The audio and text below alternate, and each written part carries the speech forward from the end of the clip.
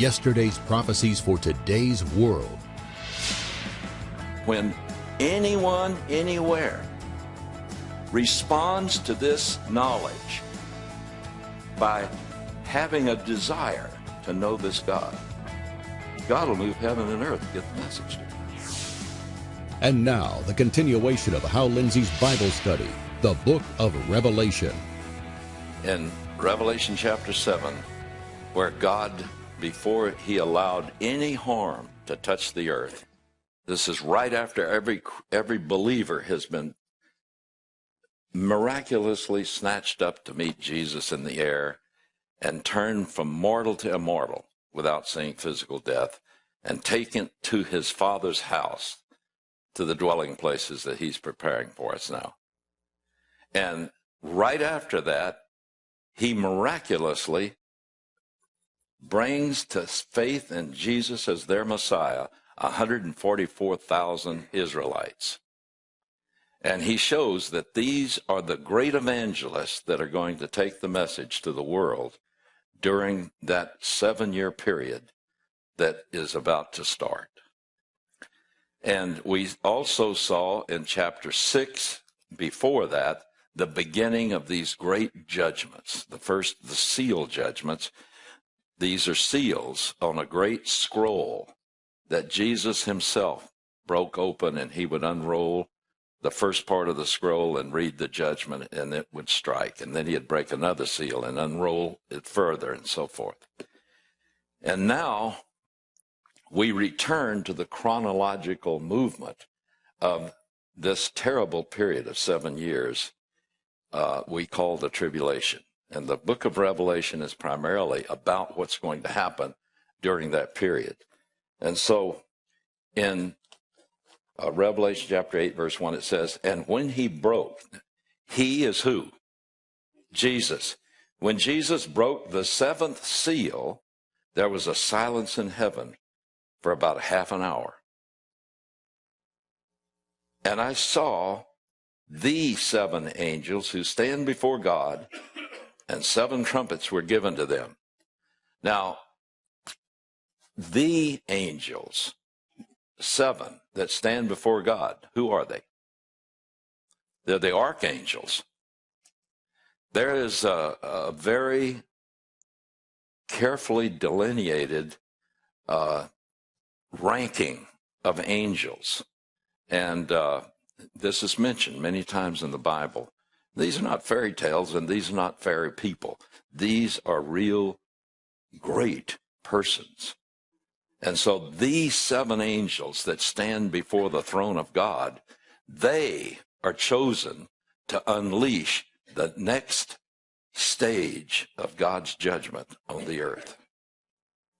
And they're given trumpets. And what a terrifying thing is about to happen. The earth will have never seen anything like what is about to be unleashed. But before this phase of God's judgments, the first was the seals, now it's the trumpet judgments. And this will increase geometrically in destruction above the other phase. So as we get into this second phase, there is an interlude even in heaven, and a silence. And you can just imagine a silence in heaven when there's been all the praise and the excitement. But now there's silence. And these majestic angels stand forth, and they're given 7 trumpets. Then it says in verse 3, and another angel came and stood at the altar, holding a golden censer, and much incense was given to him, that he might add it to the prayers of all of the saints upon the golden altar, which was before the throne of God.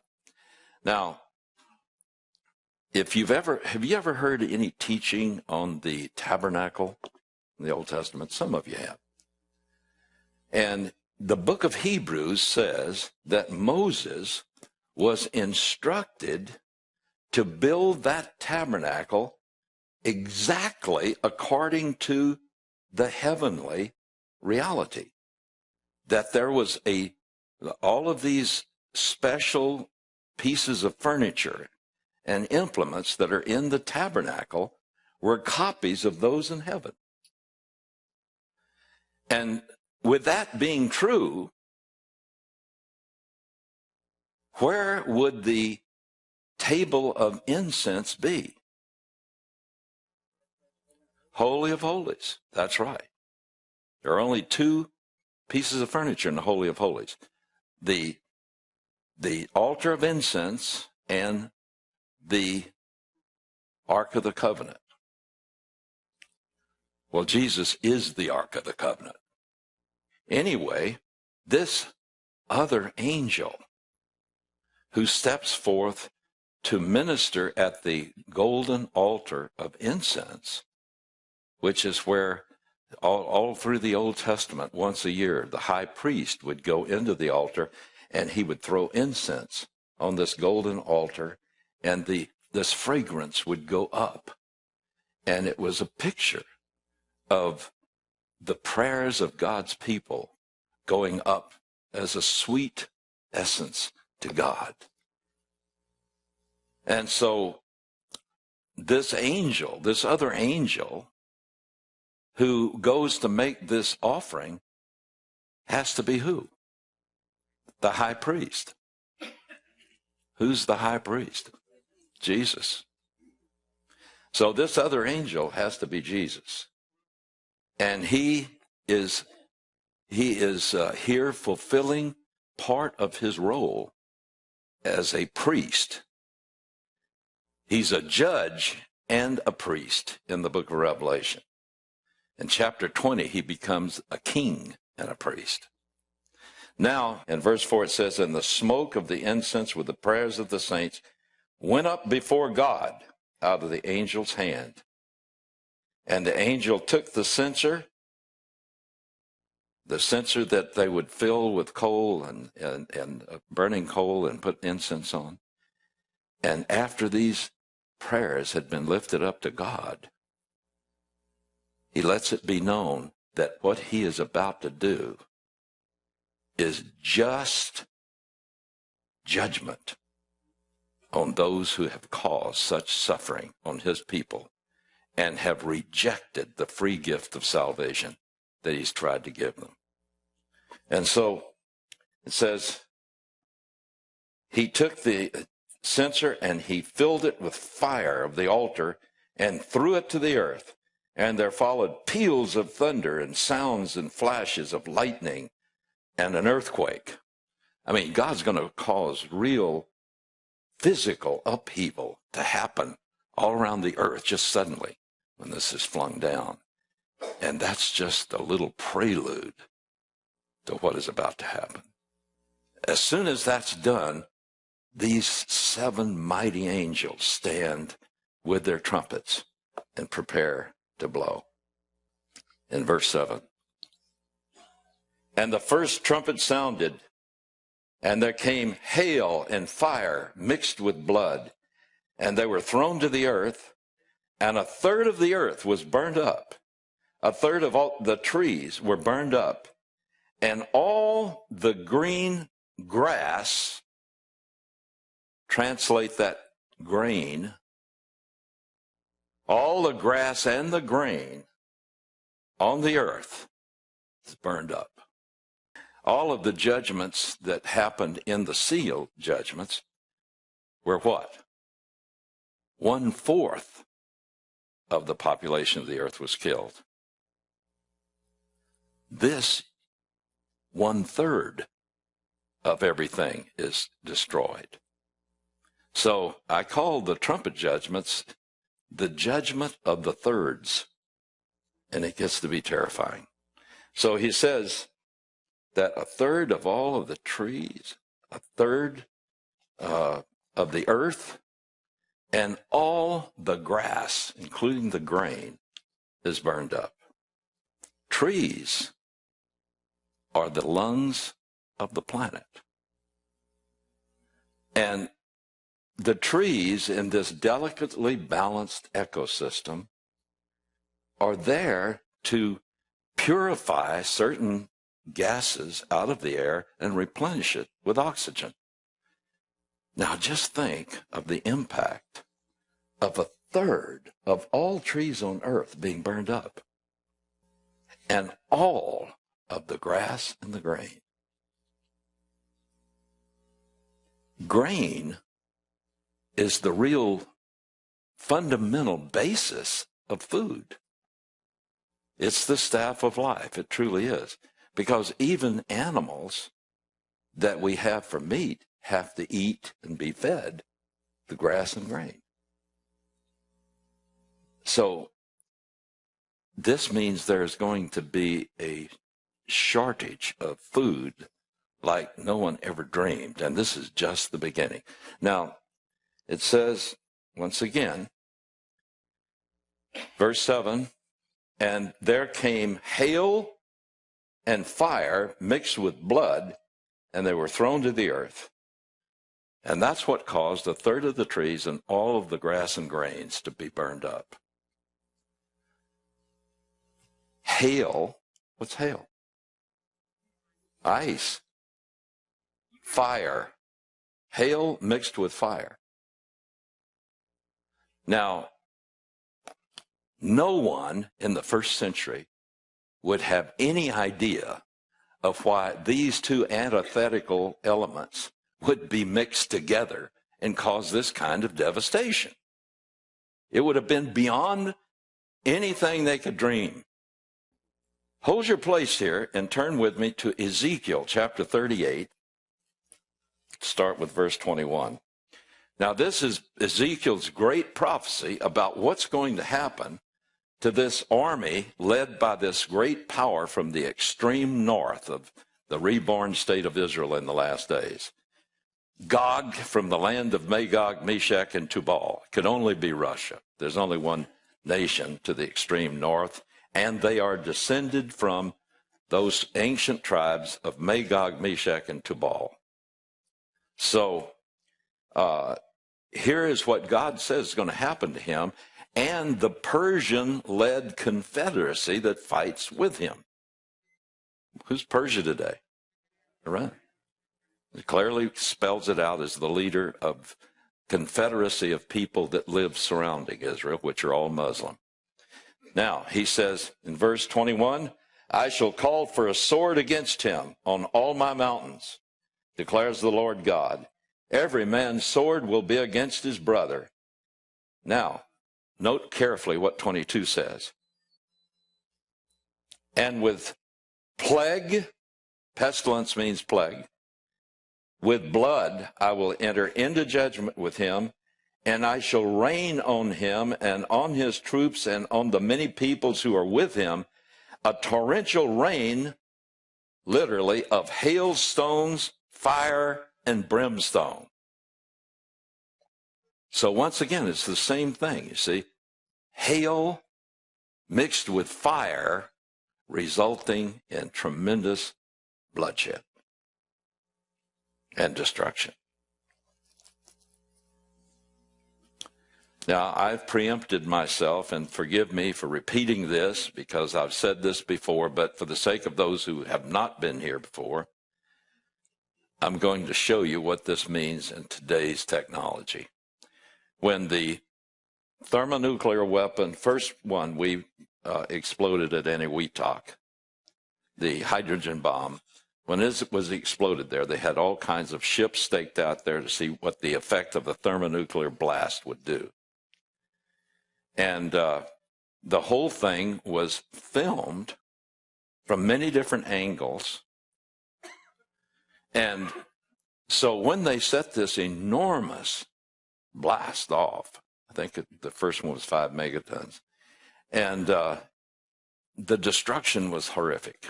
I mean, the fire was so intense that, and the flash of it was much brighter than the sun, and it melted everything around a certain diameter. But also, as is the case with every nuclear explosion, there is the most typical sign of a nuclear explosion that took place. What is that? The mushroom cloud.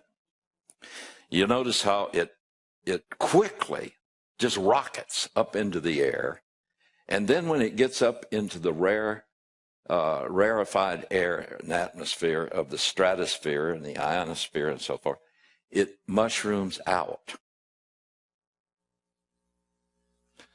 Now, what was not expected would do so much damage to the tops of all of these ships then was recorded, because you see the tremendous force of the blast of this weapon quickly condensed the humidity in the air together and just pushed it at hundreds of miles an hour, pushed it up and compacted it together up into the stratosphere, where it's minus 60 degrees below zero and higher. So what happened? All of that compressed humidity was frozen by being suddenly compressed and made into compacted water and put up into freezing temperature. And then it fell back down to the earth in huge chunks of ice. So there you had together fire and ice. That's what John saw, and he described it from the standpoint of a man who was from the first century. But I believe what happened was a tremendous exchange of nuclear weapons. And this is the result. You know, I've said before, and I say it again, all we know about a nuclear war is theoretical. We don't know exactly what happens when a great number of nuclear weapons are exploded in close proximity, both in time and location. And it's been projected by many scientists that it could start a chain reaction. And I believe that's what is going to take place. There's going to be a number of warheads fired in close proximity and at close in period of time, so that it will generate chain reactions in various places in the planet, which will burn up, incinerate trees almost within an hour. You know, there was one scientist that I read about and he said, unless we find an answer to controlling the proliferation of these weapons, especially thermonuclear weapons, he said, in 30 minutes, the East and the West can destroy civilization. He said, well, what we've got on the cones of ICBMs aimed at each other right now could destroy civilization in 30 minutes. That means both sides of the world in 30 minutes. Well, the time is coming when that's going to be unleashed, and I believe God is just going to release man to be what he is in his heart without Jesus Christ. It isn't God that makes him do this. It is God who releases his restraint. Listen, I don't believe there'd be anyone alive on this planet if God, through the Spirit, Holy Spirit, wasn't always restraining evil. He never lets it get as bad as it could be. But here he's releasing it. Now, let's go to the next judgment of the third. Second trumpet blows. Verses 8 and 9. And the second angel sounded, and something like a great mountain burning with fire was thrown into the sea, and a third of the sea became blood, and a third of the creatures which were in the sea and had life were killed or died. In other words, a third of all marine life killed. And a third of the ships were destroyed. Now, I have to admit here that I don't know what causes this one, because it talks about something like a great mountain is thrown into the sea. It could be a meteor. I don't know. I know that a meteor, if it was large enough and it hit the earth, it would cause this kind of devastation. Or it could be the first nuclear naval war. And John just saw the beginning of it when he saw an underwater nuclear explosion. Because I'm telling you, if I've seen pictures of an underwater nuclear explosion, it looks like a mountain coming up out of the ocean. So I don't know. But I do know this. Whatever it is, destroys an enormous part of this planet. You know, most of our planet is ocean. And a third of all oceans will turn to blood, and a third of all marine life will die instantly, and a third of all ships will be destroyed. All right, now, we've got a third of the trees destroyed. We've got all grass and grain destroyed. Now, the food stuff that would have come from the sea, a third of all that is destroyed, and a third of all ships, which can transport necessary things, are destroyed. You see, that's why these judgments start out slow in the 7-year period. It takes 3.5 years from the first seal before the second seal is opened. And then these judgments begin to get closer in time and more enormously destructive. So by the time we get to the trumpet judgments, we are very near the end of that 7-year period. And one of the reasons I believe that is because once this happens, life couldn't be sustained here very much longer. And so these things are coming exponentially and in power and rapidity. So a third of all the sea is destroyed. Now, let's go to the next judgment. And the third angel sounded, and a great asteros, a star, fell from heaven, burning like a torch. And it fell on a third of the rivers and on the springs of water. This could be a meteor. But whatever it is, wormwood means poison. It poisons a third of the water on this planet. Now, we're already in, the planet's already going to be in a critical situation. Man can live many days without food, but he can't live but a few days without water. And now a third of all fresh water is poisoned.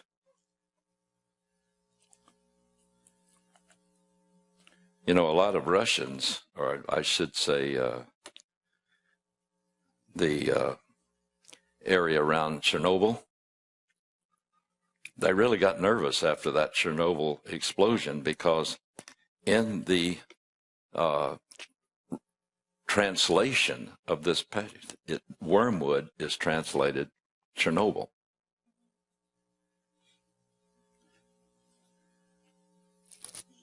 Certainly, we know this, with the nuclear fighting that's going on, a lot of this destruction of fresh water will be from fallout, from nuclear explosions. And now we come to the fourth trumpet, verse 12. And the fourth angel sounded, and a third of the sun, a third of the moon, and a third of the stars were smitten, so that a third of them might be darkened, and the day might not shine for a third of it, and the night in the same way. You know what this is? I mean, he's describing it phenomenally from a first century point of view. This one's easy to figure out. What is this? Nuclear winter. You see, what takes place after this tremendous devastation from the firing of nuclear weapons, and if there is an asteroid involved, it would also create the same kind of air pollution, is the air gets so polluted that a third of all light from outer space is blocked out. So the earth is darkened completely by a third from all of the debris and radiation and the ash from fire and so forth in the air. And so the earth becomes darkened by a third. Now that would begin to get spooky and eerie. And the earth would begin to get colder because the sun is diminished and it's reaching there by a third. And the moon and then the stars, the light that comes from outer space is diminished by a third. And so this begins to bring great trepidation and fear. And that's what it's designed to do. And so we read in verse 13. Now here you see, here are 4 quick, devastating judgments. And like God always does, in the midst of judgment, he always offers grace.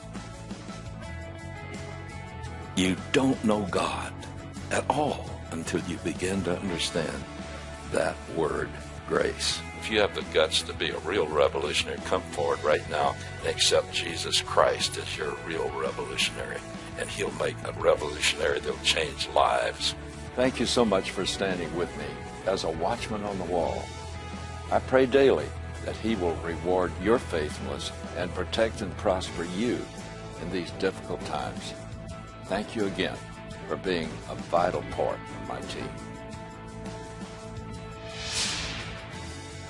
Join us next week for the continuation of Hal Lindsey's Bible study of the book of Revelation. You can find more of Hal Lindsey at his website, www.hallindsey.com. There you can access our video and article archives. Visit our online store for Hal Lindsey's CDs, books, and other specialty items. To support this program, send your tax-deductible gift to Hal Lindsey Media Ministries, P.O. Box 470470, Tulsa, Oklahoma 74147. You can also support this ministry online. Visit hallindsey.com or call 1-888-RAPTURE.